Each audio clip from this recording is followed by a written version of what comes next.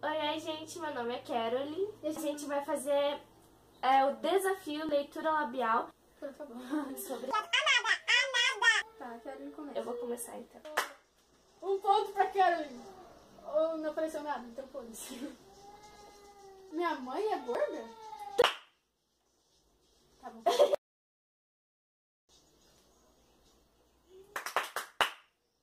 Olha. Seja Ela bom. vai pegar um aqui. Ah, não tem desafio bom. Ó, estão aqui. Ela tirou 2, tá, gente? Agora vamos ver. Tem venda bom. Tá, o que eu vou falar? Esse é o desafio dela. Agora vamos ver o meu. Eita, cuzão. Fecha o olho. Você fodeu. Tomara que você comer ovo, pimenta com chocolate. Vai, tem que falar. Tirar. Ah!